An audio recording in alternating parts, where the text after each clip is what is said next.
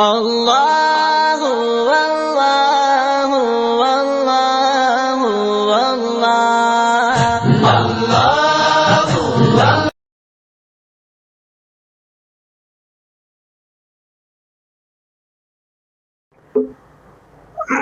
السلام عليكم ورحمة الله وبركاته. بسم الله الرحمن الرحيم.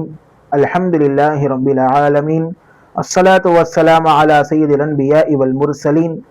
أما بعد فقد قال الله تعالى في القرآن الكريم والفرقان المجيد بعد أعوذ بالله من الشيطان الرجيم. بسم الله الرحمن الرحيم. وَلَقَدْ عَلِمْتُمُ الَّذِينَ اعْتَدَوْا مِنْكُمْ فِي السَّبْتِ فَقُلْنَا لَهُمْ كُونُوا قِرَدَةً خَاسِئِينَ. صدق الله العظيم. رب اشرح لي صدري ويسر لي أمري واحلل عقدة من لساني يفقهوا قولي. رب يسر ولا تعسر وتمم بالخير وبك نستعين. سبحانك لا علم لنا إلا ما علمتنا إنك أنت العليم الحكيم. எல்லா புகழும் புகழ்ச்சியும் ஏக வல்லோனாகிய அல்லாஹு ஜல்லஷானஹு வ தஆலா ஒருவனுக்கே உரித்தாகுக. கண்மணி நாயகம் முஹம்மது ரசூலுல்லாஹ் ஸல்லல்லாஹு அலைஹி வஸல்லம் அவர்களின் மீதும் அன்னாரது அடிச்சுவடுகளை அப்படியே பின்பற்றி நடந்த சத்திய சஹாபாக்கள், தாபிஈன்கள், தபஅ தாபிஈன்கள், ஹுஃபால்கள், ஷுஹதாக்கள், நல்லோர்கள், பெரியோர்கள் என இத்தும்மத்தினர்களாகிய நம் அனைவரின் மீதும் எல்லாம் வல்ல அல்லாஹ்வின் நல்லருள் என்றென்றும் நிறைவாக உண்டாவதாக. ஆமீன். கண்ணியத்திற்குரியவர்களே, இன்றைக்கு திருக்குரான் கூறும் உயிரினங்கள் என்ற தொடரில் அல்லாஹ் படைத்த ஓர் உயிரினம் குர்ஆனில் 3 தடவை இந்த உயிரினத்தை பற்றி வருகிறது. ஆனால் இந்த உயிரினம் எதற்காக வேண்டி அல்லாஹு தஆலா சொன்னான் என்றால், ஒரு கூட்டத்தாருக்கு வேதனை செய்யப்பட்ட நிகழ்வை சுட்டி காட்டுவதற்காக வேண்டி அல்லாஹு தஆலா இந்த உயிரினத்தை சொல்லுகிறான். அதுதான் குரங்குகள். இந்த குரங்குகள் இருக்கின்றதே, இது ஏன் குர்ஆனில் இடம்பெற்றது என்பதை சற்று நாம் பார்க்கலாம். முதலில் குரங்கு பற்றி உண்டான விஷயங்களை நாம் இங்கே சற்று கவனிக்க வேண்டும். குரங்குகளை பொறுத்த வரைக்கும் இந்த குரங்கிற்கு அல்லாஹு தஆலா ஒரு அபாரமான ஒரு அறிவாற்றலை தந்திருக்கின்றான். எந்த அளவிற்கு ஒரு அறிவாற்றல் என்று சொன்னால், யமன் வாசிகள் என்ன செய்வார்களாம், குரங்குகளை வாங்கி என்ன செய்வார்கள், அவைகளுக்கு கற்றுக் கொடுப்பார்கள். அதாவது கடையை பார்த்துக்கணும்னு சொன்னா குரங்கு விட்டுட்டு போவாங்க, கடையை நல்லா பார்த்துக்கணும். இன்னும் ஒரு படிக்கு மேலாக என்ன செய்யும் என்று சொன்னால், திருடுவதற்கு கற்றுக் கொடுத்தாலும் அந்த குரங்கு திருடவும் செய்யும். வீடுகளில் எப்படி மதில் சுவர் ஏறி அந்த பொருளை எப்படி எடுக்க வேண்டும் என்று சொல்லி கற்றுக் கொடுத்தால் குரங்குகள் இந்த செயலை எல்லாம் வெகு லேசாக செய்துவிடும். ஆக மனிதர்கள் செய்யக்கூடிய ஒரு சில செயல்களை குரங்குகளுக்கு நாம் சொல்லிக் கொடுத்தால் அந்த குரங்கு என்ன செய்யும், அது அப்படியே உள்வாங்கி அந்த செயல்கள் அனைத்தும் செய்யும் என்பதாக ஹயாத்துல் ஹயவானில் எடுத்து எழுதியிருக்கின்றார்கள். அது மட்டுமல்ல, இந்த குரங்கு இருக்கின்றது ஒரே நேரத்தில் 10 to 12 குட்டிகளை இடும். பெண் குரங்கு ஒரே நேரத்தில் 10 to 12 குட்டிகள் இடும் ஆற்றலை அல்லாஹு தஆலா தந்திருக்கின்றான். இந்த குரங்கு என்பது மனிதனுக்கு ஒப்பாகவே இருக்கும். மனிதனை போன்றே சிரிக்கும், மனிதனை போன்றே அழுகும், மனிதனை போன்றே கொட்டாய் விடும், மனிதனை போன்றே தனது சுய தேவையை எல்லாம் செய்து கொள்ளும். இப்படி ஒவ்வொன்றும் மனிதனுக்கு ஒப்பாகவே இருக்கும். எந்த அளவிற்கு என்று சொன்னால், எப்படி நம்மளுக்கு அல்லாஹு தஆலா விரல்களை கொடுத்திருக்கின்றானோ அதே போன்று அவைகளுடைய கைகளில் விரல்களும் இருக்கும். அந்த விரல்களில் அல்லாஹ் எப்படி நமக்கு நகங்களை கொடுத்திருக்கின்றானோ அதே போன்று அந்த குரங்குகளுக்கும் நகங்கள் இருக்கும். ஒரு சில சமயங்களில் 2 கால்களை கொண்டும் குரங்குகள் நடக்கும். எப்படி நாம் 2 கால்களை கொண்டு அல்லாஹு தஆலா நம்மை நடக்க வைக்கின்றானோ அதே போன்று குரங்குகளும் என்ன செய்யும், ஒரு சில நேரங்களில் 2 கால்களை கொண்டு நடக்கும் என்பதாக ஹயாத்துல் ஹயவானில் எழுதுகின்றார்கள். இன்னும் சொல்ல போனால், ஒரு படிக்கு மேலாக எப்படி ஒரு பெண் என்ன செய்கிறாள், தனது கர்ப்பத்தை சுமந்து கொள்கிறார். இந்த கர்ப்பத்தை சுமந்து பிள்ளையை பெற்றெடுக்கிறாளோ அதே போன்று என்ன செய்யும் பெண் குரங்குகள் கர்ப்பத்தை சுமந்து குட்டிகளை இடும் என்பதாகவும் ஹயாத்துல் ஹைவானில் எழுதுகிறார்கள். இன்னும் இச்சைகள் என்பதும் கூட அதே போன்றுதான். எப்படி மனிதர்களாகிய நமக்கும் அல்லாஹு தாலா அந்த இச்சை உணர்வுகளை கொடுத்திருக்கின்றானோ அதே போன்று அந்த குரங்குகளுக்கும் அல்லாஹு தாலா இச்சை உணர்வை கொடுத்திருக்கின்றான். ஒரு கட்டத்திற்கு என்ன செய்யும் என்று சொன்னால் அதனால் இச்சையை அடக்க முடியும் என்று சொன்னால் சுய இன்பமும் செய்து கொள்ளும் என்பதாக ஹயாத்துல் ஹைவானில் இங்கு எடுத்து எழுதியிருக்கின்றார்கள். ஆக இப்படி இந்த குரங்குகள் உடைய தன்மைகளாக இருக்கின்றது. இன்னும் ஒரு ஆச்சரியமான விஷயம் என்ன தெரியுமா? குரங்குகளை பொறுத்த வரைக்கும் தூங்க வேண்டும் என்று சொன்னால் அது ஒரு குழுவாகத்தான் தூங்கும். தனித்தனியாக குரங்குகள் என்பது தூங்காது. இரவு நேரத்தில் தூங்க வேண்டும் என்று சொன்னால் ஒரு குழுவாகத்தான் தூங்கும். அப்படி தூங்கும் பொழுது வரிசையாக குரங்குகள் அணிவகுத்து என்ன செய்யும்? தூங்கும். அதுல ஒரே ஒரு குரங்கு என்ன செய்யும்? நான் தூங்கிட்டு இருக்கும் பொழுது ஒரே ஒரு குரங்கு மாத்திரம் எழுந்து கத்தினால் மற்ற அனைத்து குரங்குகளும் என்ன செய்யும்? எழுந்து கத்தும் என்பதாக ஹயாத்துல் ஹைவானில் இங்கு எடுத்து எழுதியிருக்கின்றார்கள். இவைகளெல்லாம் குரங்குகளை பற்றிய ஒரு ஆச்சரியமான விஷயங்கள், ஆச்சரியமான தகவல்கள். சரி, ஹதீசுகளில் குரங்குகளை பற்றி என்ன வந்திருக்கிறது என்று சொல்லி பார்த்தால் ஹஸரத் அபூ ஹுரைரா ரலியல்லாஹு அன்ஹு அவர்கள் ஹதீஸை அறிவிக்கின்றார்கள். அஹ்மது ஷரீஃபில் பதிவு செய்யப்பட்டுள்ளது, முஸ்தத் அஹ்மதில் பதிவு செய்யப்பட்டுள்ளது. நபி ஸல்லல்லாஹு அலைஹி வஸல்லம் அவர்கள் இந்த ஹதீஸை சொல்கிறார்கள். இன்ன ரஜுலன் ஹமல மஅஹு ஹமரன் ஃபீ ஸஃபீனத்தின் லிபைஇஹி. அதாவது ஒரு மனிதர் என்ன செய்கிறாராம்? கப்பலில் சென்று கொண்டிருக்கும் பொழுது ஹம்ரை, அதாவது மதுவை எடுத்து செல்கிறார். மதுவை எடுத்து செல்லும் பொழுது அவர் அந்த மதுவை விற்று என்ன செய்கின்றார்? அந்த மதுவில் வரக்கூடிய காசிலே குரங்கை வாங்குகின்றார். குரங்கு வாங்கிய பின்னால் என்ன ஆனது என்றால் அவர் மது விற்ற காசில் மீதம் இருந்தது. அந்த மீதம் இருந்ததில் ஒரு தீனாரை கடலில் போட்டு மற்றொரு தீனாரை அவருக்கு கொடுத்தது. இப்படியே ஒரு தீனார் கடல்ல போட்டு ஒரு தீனார் அவருக்கு கொடுத்துச்சு, ஒரு தீனார் கடல்ல போட்டு ஒரு தீனார் அவருக்கு கொடுத்துச்சு. இப்படி என்ன செய்தது? எந்த ஒரு மனிதர் ஹம்மரை, அதாவது மதுவை விற்று அதன் காசு மூலியமாக என்ன செய்தாரோ, சம்பாதித்தாரோ, அவருடைய முடிவு இப்படித்தான் இருக்கும் என்பதாக இந்த ஹதீஸில் ரசூலுல்லாஹி ஸல்லல்லாஹு அலைஹி வஸல்லம் சொல்கிறார்கள். அதாவது ஹதீஸுடைய நோக்கம் என்னன்னு சொன்னா, ஹராமாக சம்பாதித்தால் அந்த காசு நிலைக்காது என்ற ஒரு நோக்கில் இந்த ஹதீஸை ரசூலுல்லாஹி ஸல்லல்லாஹு அலைஹி வஸல்லம் அவர்கள் இங்கே சொல்லி தந்திருக்கின்றார்கள். இன்னொரு ஹதீஸ் இங்க இருக்கின்றது, சற்று வேடிக்கையான விஷயமும் கூட. அதாவது ஒரு ஹதீஸ்ல ரசூலுல்லாஹி ஸல்லல்லாஹு அலைஹி வஸல்லம் சொல்றாங்க, லா தஷூபுல் லபன பில் மா. நீங்கள் பாலை விற்கும் பொழுது, பாலை நீங்கள் கறக்கும் போது என்ன செய்ய வேண்டாம்? பாலில் நீங்கள் தண்ணீரை கலக்க வேண்டாம். இது ஹதீஸ். இது பாலை மாட்டிலிருந்து ஆட்டிலிருந்து கறப்பார்கள், ஒட்டகத்திலிருந்து கறப்பார்கள். நமக்கு தெரிந்தது என்ன? எல்லாரும் என்ன செய்வாங்க? தண்ணி ஊத்திதான் என்ன செய்யறாங்க? பாலை விற்கிறார்கள். அப்ப இப்படி என்ன செய்ய வேண்டாம்? விற்க வேண்டாம். ஏனென்றால் உங்களுக்கு முன் சென்ற சமுதாயத்தவர்களில், அதாவது பனி இஸ்ரவேலர்களில் ஒரு மனிதர் இருந்தார். அவர் இப்படிதான் என்ன செஞ்சிட்டு இருந்தாருண்டா, பால் கறந்து என்ன செய்வாரு? மக்களுக்கு கொடுப்பதற்கு முன்னால் அதில் தண்ணீரை ஊட்டி விடுவார். தண்ணீரை ஊத்தி என்ன செய்வாரு? மக்களுக்கு பாலை கொண்டு போய் கொடுப்பாரு. இப்படி அவர் பால் என்ன செய்யறாரு? வித்துக்கிட்டே இருந்தாரு. கொஞ்சம் யோசிச்சு பாருங்க, அவர் விற்கிற அந்த பாலுக்கும் அந்த அவர் ஊத்துற அந்த தண்ணிக்கும் எவ்வளவு அவர் லாபத்தை சம்பாதித்திருப்பார்? பாலையே வித்திருந்தான லாபம் கம்மியாக பார்த்திருக்கலாம்.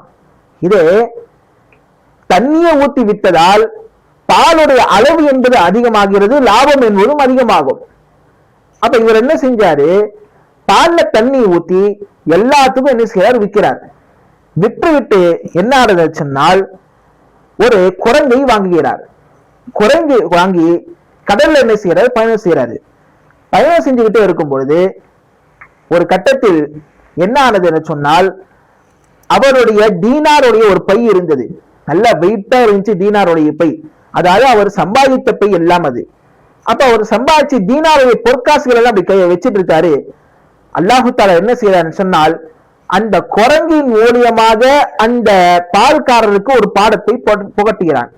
என்ன பாடத்தை புகட்டினா என்ன சொன்னால், அந்த லேசா அந்த தீனாருடைய அந்த பையை எடுத்து அந்த குரங்கு என்ன செஞ்சிச்சு? நேர கப்பலுடைய ஓரத்துல போய் நின்றுச்சு. அதாவது அது எங்க நிக்குதுன்னு சொன்னானா, கீழே கடல், இந்த பக்கம் கப்பல் உள்புறம். அதாவது அந்த குரங்கு கடலுக்கு நடுவிலும், அதாவது கப்பலுக்கு நடுவில், அதாவது இப்படி போனா கடல் வந்துடும், இப்படி வந்தானா கப்பல் இருக்கும், நடுவுல நின்று கொண்டு அந்த பையை பிரிக்கிறது. இவர் என்ன செஞ்சா, திரும்பி பார்த்துட்டாரு. எல்லாம் சொல்றாங்க, ஆஹா என்னோட தீனார் என்ன செய்யுது, இந்த குரங்கு எடுத்துட்டு போயிருச்சு, கொஞ்சம் அந்த தீனா காப்பாத்துங்க, எனக்கு என் பணம் போயிருச்சு என்ன செய்யறாரு, இந்த பால்காரர் கத்துறாரு. இப்ப கத்திட்டு இருக்கும் பொழுது அந்த குரங்கு என்ன செய்யறதுன்னு சொன்னால், ஒரு தீனாரை எடுத்து அந்த பால்காரத்தை அப்படி போட்டுச்சு. பால்காரர் எடுத்து பரவாயில்ல, குரங்கு நல்ல வேலைதான் செய்யுது, நம்மளுக்கே என்ன செய்யுது, இந்த காசு திருப்பி கொடுக்குது. திருப்பி ஒரு தீனார் எடுத்துச்சு கடல்ல போட்டுச்சு. திருப்பி ஒரு தீனார் எடுத்து அந்த பால்காரிடமும், இன்னொரு தீனார் கடலிலும், ஒரு தீனார் பால்காரிடம், ஒரு தீனார் கடலிலும், இப்படியே போட்டு என்ன செஞ்சது, ஒரு தீனார் பால்காரருக்கு ஒரு தீனார் கடலுக்கு என்று சொல்லி இப்படியே போட்டு போட்டு போட்டு பாதி தீனார்கள் அந்த கடலிலும் பாதி தீனார்கள் அந்த பால்காரருக்கும் சென்றது.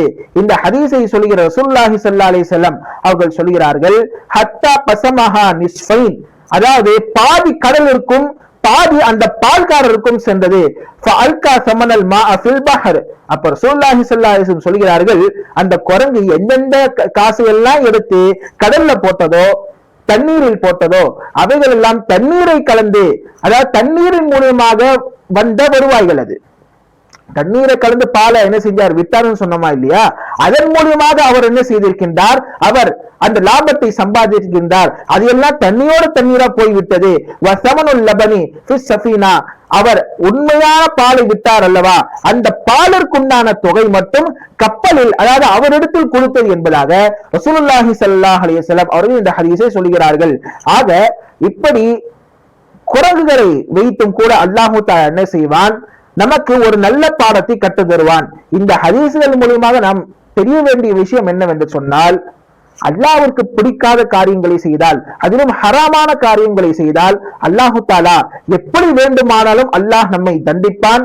அந்த தண்டனை இந்த உலகிலேயே நாம் பெறுவதற்குண்டான வாய்ப்புகள் என்பது அதிகம் என்று சொல்லி இந்த ஹதீஸ்களின் மூலமாக நமக்கு ரசூலுல்லாஹி ஸல்லல்லாஹு அலைஹி வஸல்லம் அவர்கள் சொல்லித் தருகிறார்கள். சரி, குர்ஆனில் 3 தடவை குரங்குகளை பற்றி வந்திருக்கிறது. ஆரம்பத்துல ஓதிய வசனம் இதுதான், வலக்கத அலிம்துமுல்லதீன அத்ததோ மின்கும் ஃபிஸ் ஸபதி ஃபகுல்னா லஹும் கூனூ கிரதன் காஸியின். அல்லாஹ் தஆலா யூதர்களை பார்த்து சொல்கிறான். அதாவது 3 வசனங்களும் 3 தடவை எங்கெங்கெல்லாம் குரங்கு என்று குர்ஆனில் வருகிறதோ அவைகள் எல்லாம் யூதர்கள் அதில் உள்ளே அடங்கியிருக்கின்றார்கள். அதாவது யூதர்கள் என்று சொன்னால் ஒட்டுமொத்த யூத சமுதாயம் அங்கே நோக்கமல்ல, மாறாக யூதர்களில் ஒரு குறிப்பிட்ட ஒரு சமுதாயம், ஐலாவாசிகள் என்று சொல்லி ஒரு ஊர் இருக்கின்றது. அந்த ஊரில் இருக்கக்கூடிய அந்த பனு இஸ்ரவேலர்களுடைய பிரதான தொழில் என்னவென்று சொன்னால் மீன் பிடித்து வந்தார்கள். அல்லாஹ் தஆலா அந்த ஐலாவாசிகளுக்கு என்ன செய்திருந்தான், ஒரு சோதனையை கொடுத்தான். பொதுவாக யூதர்களுக்கு எப்படி அல்லாஹ் தஆலா நமக்கு ஜும்ஆவை, வெள்ளிக்கிழமையை ஒரு நல்ல நாளாக, ஒரு இபாதத்து செய்யக்கூடிய நாளாக, ஒரு சிறந்த நாளாக அல்லாஹ் தஆலா ஆக்கி வைத்திருக்கின்றானோ, அதே போன்று யூதர்களுக்கும் அல்லாஹ் தஆலா சனிக்கிழமை இபாதத்திற்கென்று அல்லாஹ் தஆலா ஒதுக்கி வைத்தான்.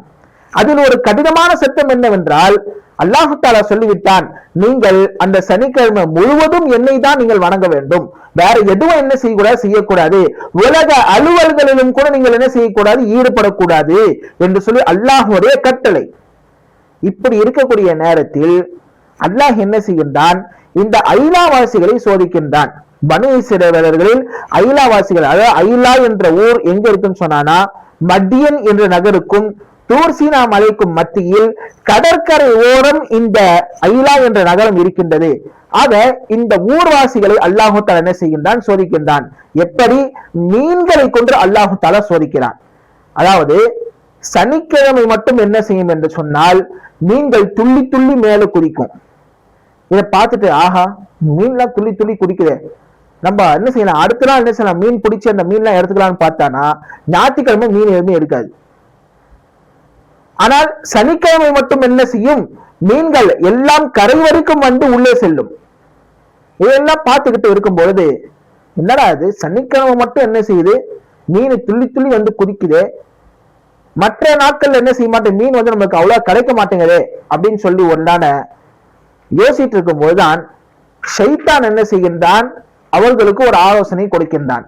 அதாவது ஷைத்தானுடைய ஆலோசனை வந்து எப்படி நேர்வழி பெற்றதா இருக்கும், அவன் நம்மளை வழி கெடுக்கதான் என்ன செய்வான், ஆலோசனை எல்லாம் கொடுப்பான். அப்ப என்ன செய்யறான்னா ஒரு ஆலோசனை கொடுக்கின்றான். என்ன ஆலோசனை கொடுக்கிறான்டா, நீங்க என்ன செய்யுங்க, அந்த கடலில் இருந்து என்ன செய்யுங்கள், ஒரு வாய்க்காலை போன்ற ஒரு அமைப்பை உருவாக்கி ஒரு வழியை என்ன செஞ்சு கட்டி வச்சிருங்க ஒரு ஓரத்துல. அந்த வாய்க்கால் வழியா என்ன செய்யும், அந்த கடல் நீர் அப்படியே வரும், அது வழியா என்ன செய்யும், மீன் அப்படியே வரும், வந்து அந்த வழியில் என்ன செய்யும், மாட்டிவிடும். இந்த வேலை நீங்க வெள்ளிக்கிழமை ஒரு நாள் நீங்க செஞ்சீங்கன்னா போடும், சனிக்கிழமை என்ன செய்யும், மீன்லாம் வந்து அந்த வழியில மாட்டிக்கிறோம், நீங்க என்ன செய்ய ஞாயிற்றுக்கிழமை அந்த மீன்களை எல்லாம் எடுத்து சாப்பிடலாம் அப்படின்னு சொல்லி ஷைத்தான் இப்படி ஒரு ஆலோசனை கொடுக்கிறான். ஐநாவாசிகள் என்ன செய்கிறார்கள், பரவாயில்ல இந்த ஐடியாவும் நல்லா இருக்கு அப்படின்னு சொல்லி என்ன செஞ்சாங்க, செய்ய ஆரம்பிச்சாங்க. வெள்ளிக்கிழமை வேலையை ஆரம்பித்தார்கள், தோண்டினார்கள். வெள்ளிக்கிழமை முடிந்து சனிக்கிழமை ஆரம்பித்தது. சனிக்கிழமை ஆனவுடன் 3 பிரிவுகளாக பிரிந்தார்கள் அந்த ஈழவாசிகள். என்னன்னா, ஒருத்தவங்க ஒரு கூட்டம் எப்படி ஆனார்கள் சொன்னால், அந்த யார் வந்து வாய்க்கால தோண்டிட்டு இருக்கிறாங்களோ அவங்கள பார்த்து சொன்னாங்க, ஏப்பா இன்னைக்கு சனிக்கிழமை, அல்லாஹ் நம்மை அமல் செய்ய சொல்லியிருக்கிறான், அவனை தான் நாம் வணங்க வேண்டும், வேற எந்த விதமான வேலையும் செய்யலாம் அல்லாஹ் சொல்லியிருக்கிறான், அதனால வாங்க அத வேலையெல்லாம் விட்டு என்ன செய்யலாம், வாங்க அமல் செய்யலாம்னு சொல்லி என்ன செய்யறாங்க, ஒரு கூட்டத்தினர் கூப்பிடுகிறார்கள். இது நன்மை ஏவி தீமையை தடுத்த கூட்டத்தார்கள். 2வது கூட்டத்தார்கள் நம்ம சொன்ன மாதிரியே வேலை செஞ்சிட்டவங்க, அந்த வாய்க்காலை வெட்டி கொண்டிருக்கின்றார்கள். 3வது அவர்கள் நன்மை யாபமும் இல்லை, தீமையை தடுக்கவும் இல்லை. ஆனா என்ன செஞ்சாங்க, அமல் செய்தார்கள், அல்லாஹ் சொன்ன அமலை அப்படியே செய்தார்கள். ஆனால் அந்த வேலை செய்யக்கூடிய அந்த வேலையாட்களை, அந்த ஐயாவாசிகளை என்ன செய்யவில்லை, வாங்கப்பா அவங்க வாங்க வந்து என்ன செய்யுங்க, அமல் செய்யுங்க, அந்த வேலையை விட்டுருங்கன்னு சொல்லி என்ன செய்யல, அவர்கள் ஏவாமல் நான் மட்டும் அமல் செய்தால் போதும் வச்சு அப்படியே இருந்துட்டாங்க. இப்போ அடுத்த நாள் என்ன ஆகுது என்று சொன்னால், ஒரு விதமான சத்தம் என்பது கேட்கிறது. ஒண்ணுமே யாருக்கு விளங்கல, என்னதான் ஒரே சத்தம் கேட்குதுன்னு சொன்னா, அப்பதான் அல்லாஹு தாலா சொல்லுகிறான், கூனோ கிரதன காசியின், நீங்கள் இழிவடைந்த குரங்குகளை போன்று நீங்கள் ஆகுங்கள் என்று சொல்லி, யார் யாரெல்லாம் அந்த வாய்க்காலை தோண்டினார்களோ அவர்களையும், அதே போன்று யார் மட்டும் அமல் செஞ்சா போதும் மத்த எப்படி போனா போட்டோம் அப்படின்னு சொல்லி நன்மை ஏவி தீமையை தடுக்காமல் இருந்தார்களோ அவர்களையும் அல்லாஹு தாலா குரங்குகளாக மாற்றினான் என்று சொல்லி திருக்குரான் 3 இடங்களில் இந்த வரலாறை பதிவு செய்கிறது. எந்த அளவிற்கு என்று சொன்னால், அந்த குரங்குகளாக இருக்கக்கூடிய மனிதர்கள், அதாவது அவங்க எல்லாம் அசல்ல மனுஷங்க தான், குரங்குகள் கிடையாது, அவங்க அல்லாஹு தாலா குரங்குகளாக மாற்றி விட்டார். ஆனா அவங்க உணர்வு என்பது இருக்கு, அழுதுகிட்டே இருக்கிறாங்க. அதாவது யார் யாரெல்லாம் தற்பொழுது மனித ரூபத்தில் இருக்கிறார்களோ, அதாவது நன்மையை ஏவி தீமையை தானும் அமல் செஞ்சாங்களே, அவங்கள பார்த்து வந்து அழுது கொண்டே இருக்கின்றது. அவங்களுக்கு ஒண்ணு புரியல, என்னடா அது எல்லாம் குரங்கா இருக்குன்னு சொல்லி யோசிச்சுட்டே இருக்கிறாங்க. அப்பதான் சொல்றாங்க, நீ வந்து இந்த வீட்டுல இந்த மகனுடைய என்ன பையனா நீ அப்படின்னு சொல்லி என்ன செய்யறாங்க கேட்கிறாங்க. இன்னாருடைய மகனா என்று சொல்லி கேட்கிற, நீ இன்னாரா என்று சொல்லி கேட்கும் பொழுதுதான் அது என்ன செய்யுது, ஆமான்னு தலையாட்டுது. ஒரு சிலர்கள் இல்லை அப்படின்னு சொல்லி தலையாட்டுறாங்க, வேற எதுவும் பேச முடியவில்லை. இப்படி அவர்களை பார்த்து அழுது என்ன செய்தது, 3 நாட்களில் அந்த அனைத்து குரங்குகளும் இறந்து போய்விட்டது என்று சொல்லி திருக்குரான் விரிவியாளர்கள் இங்கே சொல்லி காட்டுகின்றார்கள். ஆக குரங்கை ஒரு மனிதரை அல்லாஹு தஆலா குரங்காக மாற்றுகிறான் என்று சொன்னால் அங்கே அவருக்கு வேதனை அல்லாஹு தஆலா கொடுத்து விட்டான் என்று அர்த்தம். இங்க ஒரு விஷயத்தை அங்க சொல்லியாக வேண்டும், குரங்கிலிருந்து மனிதன் வரவில்லை, நல்லா புரிஞ்சுக்கணும்.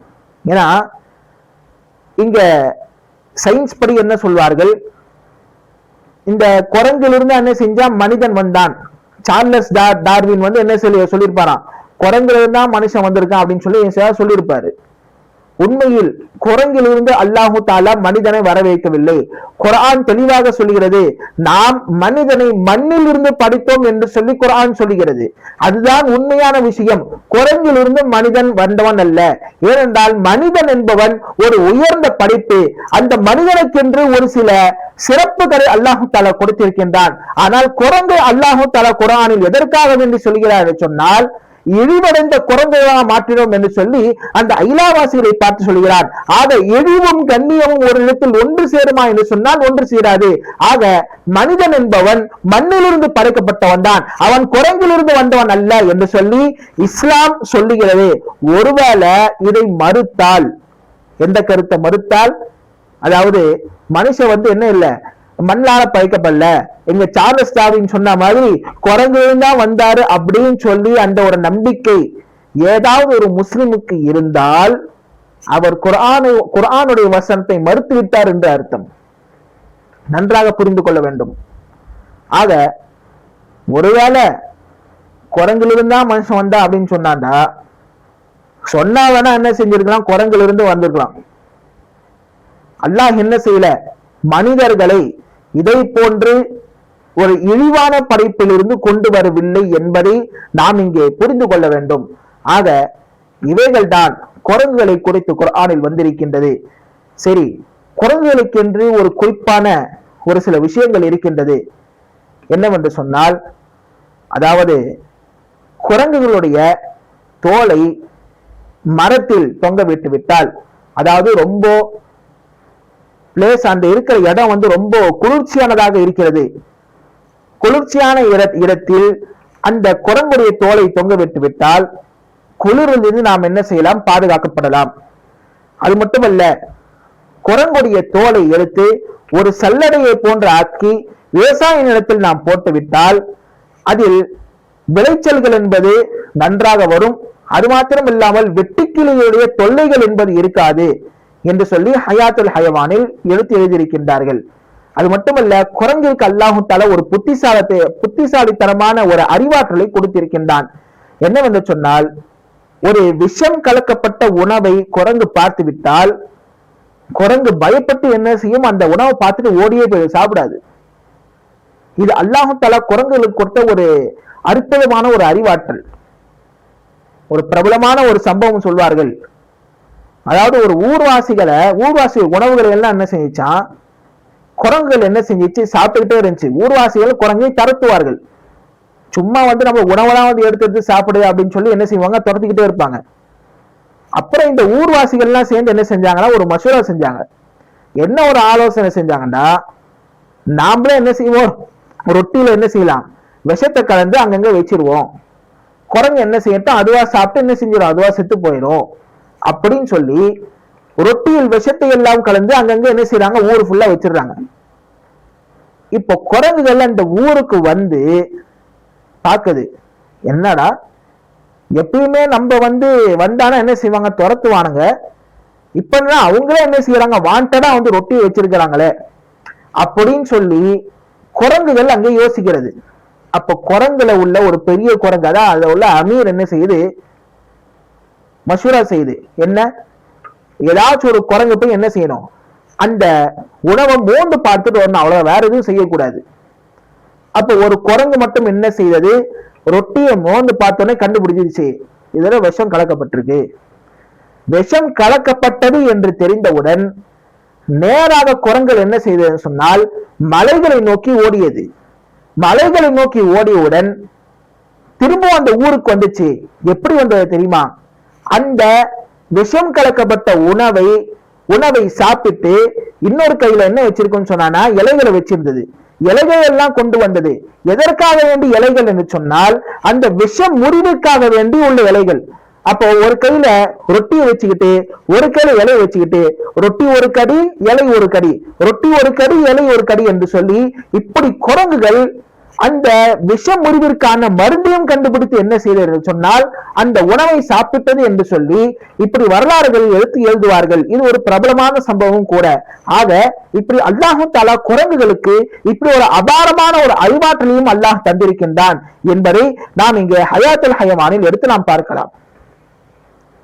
கடைசியாக குரங்குகளை கனவில் கண்டால் என்ன பலன் என்று சொன்னால், ஒருவர் குரங்கை கனவில் கண்டால் எல்லா விதமான குறைகளுடைய மனிதரை குறிக்கும். ஏனென்றால் முன்னர் சொன்னதை போன்று மனிதன் தான் பரிபூர்ணமான படைப்பு. குரங்குகள் என்பது குறை உள்ள ஒரு படைப்பு. குறையும் நிறையும் ஒன்று சேராது. எனவே யார் குரங்கை கனவில் பார்க்கிறாரோ அவர் குறையுள்ள மனிதரை கனவில் கண்டார் என்பதாக ஹயாத்துல் ஹயவானில் எடுத்து எழுதுகின்றார்கள். அது மட்டுமல்லாமல் யார் குரங்கு தன்னை கொலை செய்வதை போன்ற என்ன செய்வார் கனவை காண்கின்றாரோ அவர் சம்பந்தப்பட்ட மனிதர் என்ன செய்வார், நோய்வாய்ப்படுவார். நோய்வாய்ப்பட்டு என்ன செய்வார், வெகு சீக்கிரம் என்ன செய்வார், குணமடைவார் என்பதாக ஹயாத்துல் ஹயவானில் எடுத்து எழுதியிருக்கின்றார்கள். அது மட்டுமல்ல, நசாராக்கள் உடைய கூற்று இப்படியும் இருக்கின்றது. யார் இந்த குரங்குடைய இறைச்சியை சாப்பிடுவதாக கனவில் பார்க்கிறார்களோ அவர் புத்தாடைகளை அணிவார். அது மட்டுமல்லாமல் அவருடைய எதிரிகளிடமிருந்து உதவிகள் என்பது கிடைக்கும் என்பதாகவும் இங்கே நசராக்கள் சொல்லி இருக்கின்றார்கள். இப்படி குரங்கை பார்ப்பதன் மூலமாக கனவுடைய விளக்கங்கள் என்பது அதிகமாக இருக்கின்றன. சொல்லக்கூடிய நோக்கம் இதுதான். அல்லாஹு தஆலா படைத்த ஒவ்வொரு படைப்புகளும் வீணானது அல்ல. அதிலும் குறிப்பாக திருக்குறானில் குறிப்பிடப்பட்டுள்ள அல்லாஹ் கூறிய உயிரினங்களை பொறுத்த வரைக்கும் அல்லாஹ் எந்த ஒரு உயிரினத்தையும் ஒரு வீணாக அல்லாஹு தஆலா உபயோகிக்கவில்லை. மாறாக அதில் ஏதாவது ஒரு படிப்பனை அல்லாஹு தஆலா வைத்திருக்கின்றான். அதே போன்று குரங்குகளை வைத்தும் கூட அல்லாஹ் என்ன செய்வான், மனிதர்களுக்கு ஒரு பாடத்தை கற்றுத்தருவான் என்று சொல்லி அல்லாஹு தஆலா இங்கே நமக்கு இங்கே சொல்லி காட்டுகின்றான். ஆக எல்லாம் இறைவன் அல்லாஹு தஆலாவுடைய படைப்புகளை சிந்தித்து அவைகளை நாம் அறிந்து திருக்குறானுடைய கருத்துக்களையும் அறிந்து அமல் செய்யக்கூடிய தௌஃபீக்கை எல்லாம் வல்ல இறைவன் நம் அனைவருக்கும் தந்தல் புரிவானாக. ஆமீன். வ ஆகிரு தஅவானா அனில் ஹம்துலில்லாஹி ரப்பில் ஆலமீன். அஸ்ஸலாமு அலைக்கும் வ ரஹ்மத்துல்லாஹி வ பரகாத்துஹு.